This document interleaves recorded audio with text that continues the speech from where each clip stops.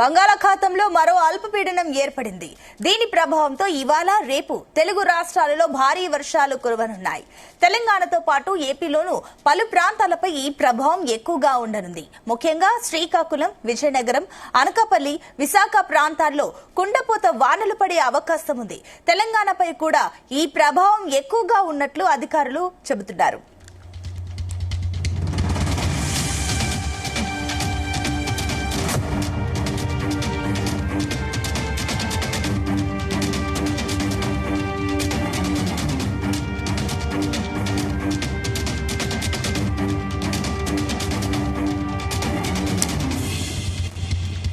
ఇక బంగాళాఖాతంలో మరో అల్పపీడనం ఏర్పడింది. దీని ప్రభావంతో ఇవాళ రేపు తెలుగు రాష్ట్రాలలో భారీ వర్షాలు కురవనున్నాయి.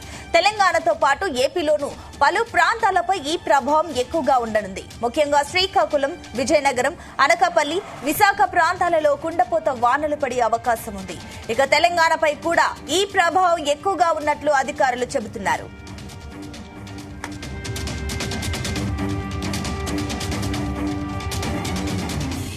ఇదే అంశానికి సంబంధించి మరిన్ని డీటెయిల్స్ మా కరెస్పాండెంట్ శ్రీనివాస్ అందిస్తారు.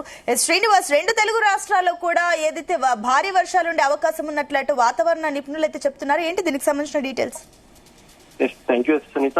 వాయువ్య బంగాళాఖాతంలో మరో 2 రోజుల పాటు ఏర్పడినటువంటి అల్పపీడనంతో రాబోయే 2 రోజుల్లో కూడా భారీ నుంచి అతి భారీ వర్షాలు కురిసే అవకాశం ఉందంటూ ఇప్పటికే ఐఎండీ అయితే తెలియజేయడం జరిగింది. అటు తెలంగాణలో కూడా ఈ అల్పపీడన ప్రభావం ఉంటుందని తెలియజేయడం జరిగింది. అయితే ప్రధానంగా కోస్తా ఆంధ్ర, ఉత్తరాంధ్రలో భారీ వర్షాలు కురిసే అవకాశం ఉందంటూ కూడా వాతావరణ శాఖ అయితే తెలియజేయడం జరిగింది. వాయువ్య బంగాళాఖాతంలో ఒడిశా, పశ్చిమ బెంగాల్ తీరాలపై సముద్ర మట్టానికి 1.5 అలానే 5.8 కిలోమీటర్ల ఎత్తులో ఉపరితల ఆవర్తనం కొనసాగుతుందని ఏపీ విపత్తుల నిర్వహణ సంస్థ మేనేజింగ్ డైరెక్టర్ ప్రకాష్ జైన్ తెలిపారు. అయితే దీని ప్రభావంతో రానున్న 48 గంటలు కూడా భారీ నుంచి అతి భారీ వర్షాలు కురిసే అవకాశం ఉందంటూ కూడా వాతావరణ శాఖ అయితే తెలియజేయడం జరిగింది. అయితే ప్రజలంతా అప్రమత్తంగా ఉండాలని ఇప్పటికే వాతావరణ శాఖ అయితే తెలియజేయడం జరిగింది. అలానే ఇప్పటికే కొన్ని ప్రాంతాలకి అటు కాకినాడ, ఇటు విశాఖ, అల్లూరు జిల్లాలకు ఇప్పటికే ఎల్లో అలర్ట్ అయితే జారీ చేయడం జరిగింది. అత్యధికంగా విశాఖలో జిల్లాలో 5.6 మిల్లీమీటర్ల వర్షపాతం అయితే నమోదైంది. అలానే రానున్న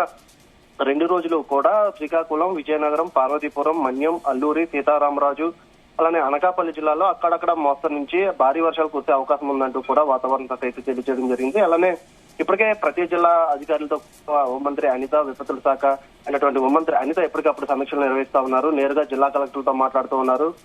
వర్ష ప్రభావం ఎక్కడైతే ఎక్కువ ఉందో అక్కడ కంట్రోల్ రూమ్ కూడా ఏర్పాటు చేయడం జరిగింది. అలాగే విశాఖ జిల్లాలో కూడా ఇప్పటికే కలెక్టరేట్ లో కంట్రోల్ రూమ్ ఏర్పాటు చేయడం జరిగింది. ప్రజలు అత్యవసరం అయితేనే బయటికి రావాలంటూ కూడా ఇప్పటికే వాతావరణ శాఖతో పాటు అటు ఏపీ ప్రభుత్వం కూడా హెచ్చరికలు అయితే జారీ చేయడం జరిగింది. అయితే రేపు వినాయక చవితి కావడంతో ఇప్పటికే భక్తులంతా కూడా తమకు కావాల్సినటువంటి నిత్యావసర సరుకులకి భారీగా వీధుల్లోకి అయితే రావడంతో కాస్త ఇబ్బందులు అయితే గురవుతున్నటువంటి పరిస్థితి. చాలా చోట్ల ఇప్పటికే ట్రాఫిక్ జామ్ అవుతున్నటువంటి పరిస్థితి. గడిచిన 12 గంటల నుంచి కూడా విశాఖలో భారీ వర్షపాతం అయితే నమోదవుతుంది. ప్రతి నియోజకవర్గంలో కూడా భారీ వర్షపాతం అయితే నమోదవడంతో రేపు వినాయక చవితి కావడంతో భక్తులంతా కూడా వర్షాన్ని పట్టించుకోకుండా ఇప్పటికే వీధుల్లోకి రావడంతో కాస్త ట్రాఫిక్ జామ్ అయితే జరుగుతున్నటువంటి పరిస్థితి. ఎక్కడా కూడా ఎలాంటి అవాంఛనీయ సంఘటనలు జరగకుండా ఇప్పటికే ముందస్తు చర్యలను అయితే చేపడతా ఉన్నారు. అలాగే భారీ వినాయకులను ఎక్కడైతే పెడుతున్నటువంటి పరిస్థితి ఉందో అక్కడ ఇప్పటికే చేయడం జరిగింది. ఎక్కడ కూడా ఎలాంటి అవాంఛనీయ సంఘటనలు జరగకుండా భారీ వినాయకులను అయితే ఇప్పటికే అటు గాజువాకలతో పాటు అనకాపల్లి జిల్లాలో కూడా భారీ వినాయకులను అయితే నిర్మిస్తున్నటువంటి పరిస్థితి. ఎక్కడ కూడా ఎలాంటి అవాంఛనీయ సంఘటనలు జరగకుండా ఒకవేళ భక్తులు అధిక సంఖ్యలో కనుక వస్తే కనుక ఎక్కడా కూడా అవాంఛనీయ సంఘటనలు పోలీసులు మాత్రం ముందస్తుగానే చర్యలు అయితే చేపట్టారనే చెప్పుకోవచ్చు. అలానే అల్లూరు జిల్లాలో ఇప్పటికే వాగులు, వంకలు అన్ని పొంగి పొర్లుతున్నటువంటి పరిస్థితి. అటు గోదావరికి కూడా విపరీతంగా వర్షపు నీరు అయితే వెళ్తున్నటువంటి పరిస్థితి. ఇక శ్రీకాకుళంలో కూడా దీని ప్రభావం ఎక్కువగా ఉందంటూ కూడా ఇప్పటికే వాతావరణ శాఖ అయితే తెలియజేయడం జరిగింది. అలానే విజయనగరంలో గడిచిన 24 గంటల్లో కూడా భారీ వర్షపాతం అయితే నమోదవుతున్నటువంటి పరిస్థితి. అలాగే పచ్చిగారిని కూడా వేటకు వెళ్లొద్దంటూ కూడా ఇప్పటికే వాతావరణ శాఖ అయితే తెలియజేయడం జరిగింది. రానున్న 48 గంటలు కూడా భారీ నుంచి అతి భారీ వర్షాలు కురిసే అవకాశం ఉండడంతో ఇప్పటికే వేటకు వెళ్లిన వాళ్ళందరినీ కూడా తిరిగి రావాలంటూ కూడా ఇప్పటికే అయితే జారీ చేయడం జరిగింది. అయితే ఇప్పటికే ప్రధానంగా విశాఖ, అలాగే కాకినాడ, తూర్పుగోదావరి జిల్లాలో ఎల్లో అలర్ట్ అయితే కొనసాగుతూ ఉంది. ఇప్పటికే మొదటి ప్రమాద హెచ్చరికను కూడా జారీ చేయడం జరిగింది. రానున్న 20 గంటల్లో మరో 2 ప్రమాద హెచ్చరికలను కూడా జారీ చేస్తామంటూ కూడా ఇప్పటికే వాతావరణ శాఖ అయితే తెలియజేయడం జరిగింది. అయితే ప్రధానంగా దీని ప్రభావం అల్పపీడన ప్రభావం అటు తెలంగాణతో పాటు ఆంధ్రాలో కూడా కొనసాగుతూ ఉంది. ఇప్పటికే తెలంగాణలో కూడా భారీ నుంచి అతి భారీ వర్షాలు కురిసే అవకాశం ఉందంటూ కూడా వాతావరణ శాఖ అయితే తెలియజేయడం జరిగింది. అయితే ఇప్పటికే విశాఖలో మాత్రం చూస్తున్నట్టయితే ఇప్పటికే రోడ్లన్నీ జలమయమైనటువంటి పరిస్థితి. ప్రజలు బయటకు వెళ్లాలన్నా కూడా తీవ్ర ఇబ్బందులకు అయితే గురవుతున్నటువంటి పరిస్థితి. రేపు వినాయక చవితి కావడంతో భక్తులంతా కూడా వీధుల్లోకి రావడంతో కాస్త ఇబ్బందికరమైన వాతావరణం ఉంది. ఎక్కడ చూసినా వీధుల్లో ఎంత భారీ వర్షం కురుస్తున్నప్పటికీ రేపు వినాయక చవితి కావడంతో వీధుల్లో జనాలు ఎక్కువగా తిరగడంతో ఎలాంటి అవాంఛనీయ సంఘటనలు జరగకుండా పోలీసులు కూడా ముందస్తుగా ఎక్కడికక్కడ పహారా అయితే నిర్వహిస్తున్నటువంటి పరిస్థితి.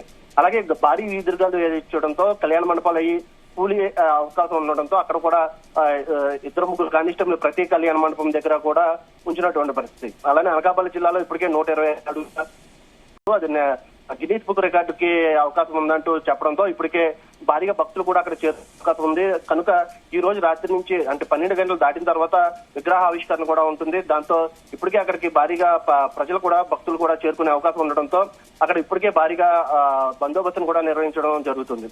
అయితే అల్లూరు జిల్లాలో ఉన్నటువంటి లోతట్టు ప్రజల ప్రాంతాలలో ఉన్నటువంటి ప్రజలందరినీ కూడా ఇప్పుడే పునరావాస కేంద్రాలకు అయితే తరలించడం జరిగింది. ఎక్కడా కూడా ఎలాంటి అవాంఛనీయ సంఘటనలు జరగకుండా ఏపీ ప్రభుత్వం అయితే ముందుగానే సన్నద్ధం అయిందని చెప్పుకోవచ్చు. అయితే పునరావాస కేంద్రాల్లో అవసరమైనటువంటి నిత్యావసర సరుకులు కూడా ఇప్పటికప్పుడు సమకూర్చాలని ఇప్పటికే అధికారులను అయితే ఆదేశించడం జరిగింది. అలాగే నేరుగా జిల్లా కలెక్టర్లతో హోంమంత్రి అనిత ఎప్పటికప్పుడు సమీక్ష నిర్వహిస్తా ఉన్నారు. ఎక్కడా ఎలాంటి అవాంఛనీయ సంఘటనలు జరగకుండా మాత్రం ముందస్తుగానే అన్ని చర్యలు చేపట్టారని చెప్పుకోవచ్చు సునీత. అయితే మరోపక్క ఏదైతే ఆల్రెడీ కూడా ఈ కరెంటు కోతల వల్ల కూడా కొంచెం ప్రజలు ఇబ్బంది పడుతున్నట్లు తెలుస్తుంది. ఈ వాతావరణం వల్ల కూడా కరెంటు కోతలు ఎక్కడైనా ఉంటాయా? అండ్ మరోపక్క అటు విద్యుత్ షార్ట్ సర్క్యూట్లు కరెంటు పాసేజ్ కానీ ఇలాంటి విషయంలో విద్యుత్ శాఖ ఎలాంటి జాగ్రత్తలు తీసుకుంటుంది? అయితే ఇప్పుడు కూడా విద్యుత్ శాఖ అయితే ఇప్పటికే అధికారులందరితో కూడా సమీక్షలు నిర్వహిస్తూ ఉన్నారు. ఎక్కడైనా యుద్ధ ప్రాతిపదికన ఎక్కడైనా విద్యుత్ కనుక ఆగిపోయి ఉంటే కనుక యుద్ధ ప్రాతిపదికన వెంటనే కొనసాగించాలంటూ కూడా విద్యుత్ శాఖ అధికారులు కూడా ఆదేశాలు జారీ చేయడం జరిగింది. అయితే అల్లూరు జిల్లాలో ఇప్పటికే కాస్త కరెంటు కోతలు అయితే ఉన్నటువంటి పరిస్థితి. భారీ వృక్షాలు అక్కడ నేలకోరడంతో అక్కడ కరెంటు స్తంభాలు విరిగిపడడంతో కాస్త అక్కడ కరెంటు లేకపోవడంతో ప్రజలైతే కాస్త ఇబ్బంది గురవుతున్నటువంటి పరిస్థితి.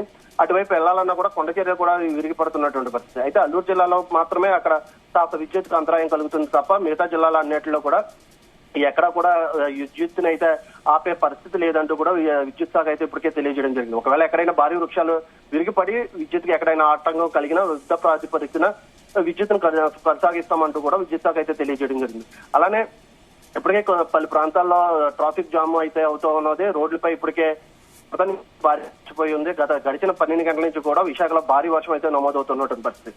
అయితే ఈ నేపథ్యంలోనే జీవీఎంసీ అధికారులను కూడా అలర్ట్ చేయడం జరిగింది. జీవీఎంసీ అధికారులు ఎప్పటికప్పుడు అందుబాటులో ఉండాలి. అలానే పారిశుద్ధ కార్మికులు కూడా ఎప్పటికప్పుడు అందుబాటులో ఉండాలంటూ కూడా ఇప్పటికే వాతావరణ శాఖ అయితే తెలియజేయడం జరిగింది. అయితే ఈ నేపథ్యంలోనే భారీగా ట్రాఫిక్ జామ్ అవుతున్న నేపథ్యంలో మ్యాన్ హోల్ ఓపెన్ చేసి ఎప్పటికప్పుడు వరద నీరుని సముద్రంలోకి పంపించే విధంగా జీవీఎంసీ అయితే అన్ని ఏర్పాట్లు చేసిందనే చెప్పుకోవచ్చు.